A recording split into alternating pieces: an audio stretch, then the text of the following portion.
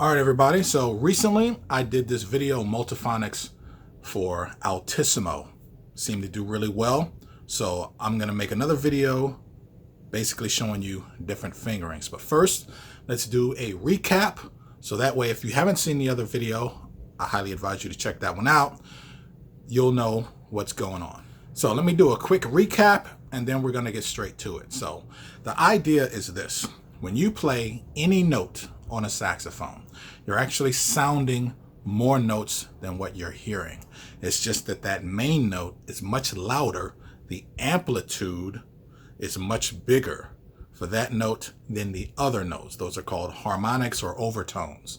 So multiphonics are certain fingerings that you can use that gets the amplitude of those other notes to be bigger, and then you can hear this mash of notes together. All right, so call it a chord, call it a multiphonic, it doesn't really matter. Okay, so let's get to it. I'm also going to use this Giardinelli plastic mouthpiece here with this Van Dorn Red Box 2.5 reed. You can pick these up for around 20 bucks on any of the Guitar Center type stores. I got mine on Musician's Friend. They also have these on Amazon. You can pay like 30 bucks if you want to get a ligature and a cap with it. All right, so let's get to it.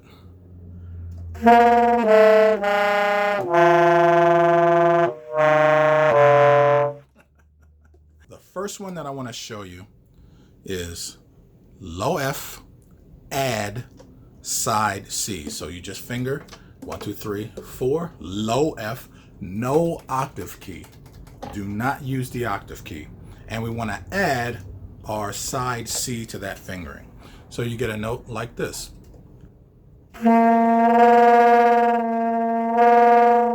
So remember, when you want to try and figure these out, when you're trying to figure out what to do with your embouchure, you want to overdo a subtone type of embouchure.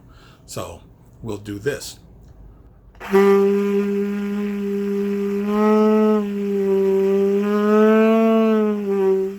Really overdo it so that way we make sure that we're getting the lowest note that we can using that fingering. And then we just want to move our embouchure more into the reed. We can think of the pressure point just rolling from about the center more into the heart of the reed. So we get something like this.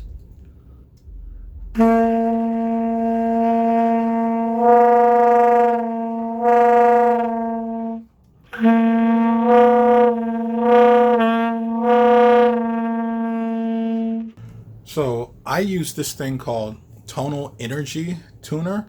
It's like $5 as a download. It looks like this. When you can have one of these types of graphs available to you, and I highly advise that you either get this or get something like it. I'm not paid or sponsored by any of these companies, so I don't really care which one you get, but just get one that can actually show you what these frequencies are, because some of these overtones can be very difficult to just hear. But if we can see it, then we can start making that connection. Like if I was to play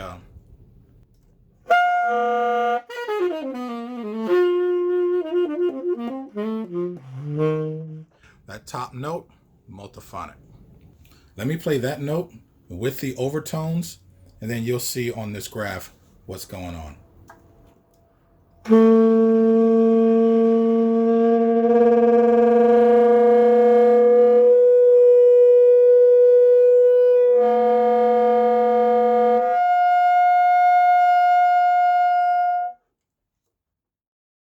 And remember, don't use the octave key when you're doing these.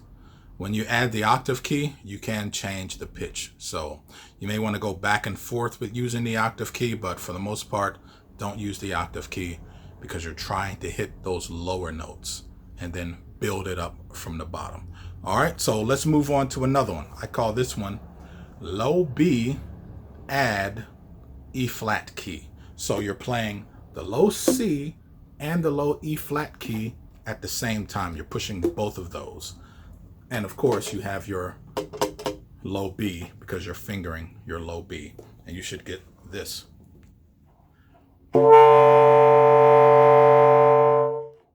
Remember, I am not using the octave key for this. All right, so let's build this thing up and see what we get. I'm gonna overdo the subtone just to see what the lowest note is that I can get. And it's something like an E flat D, somewhere in there.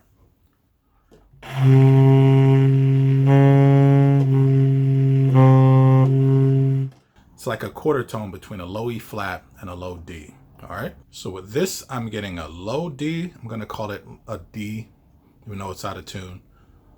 A middle D, and then I'm getting a high B, and then I'm getting a palm E flat. See if I can hit those all for you.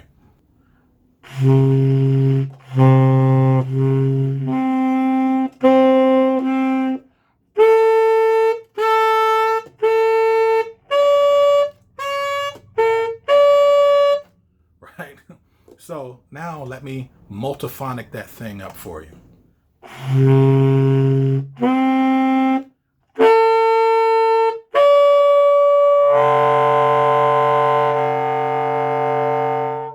There's another multiphonic that you can get using that exact same fingering though. Let me see if I can get that one. There it is. All right, so you can see how just altering my embouchure gets these harmonics or overtones to come out. And this is basically the principle that we want to use in order to play Altissimo.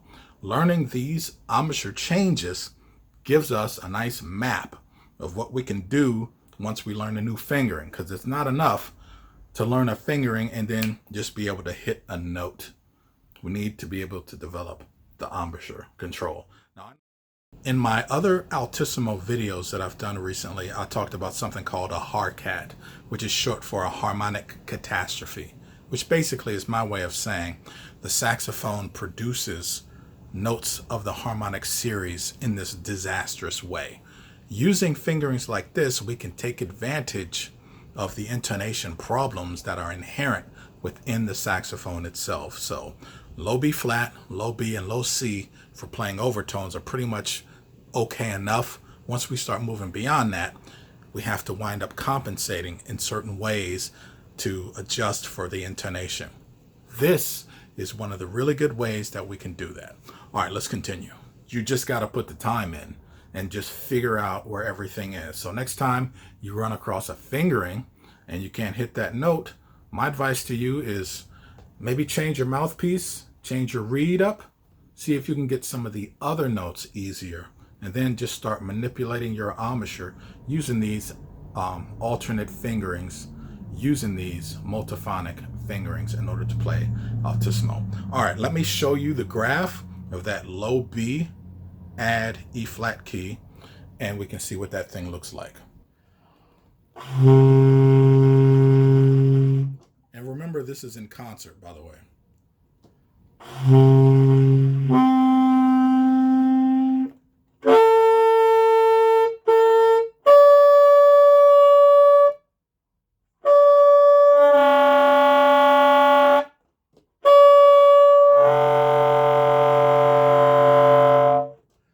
So there's two of those. It's saying that high, what I was calling an E flat, it's reading as a D, but it's somewhere in there. All right, so thanks for tuning in, ladies and gentlemen. That's all I got for you. If you guys like this kind of stuff, I'll keep them coming. I'll do more, show you more fingering. So see ya.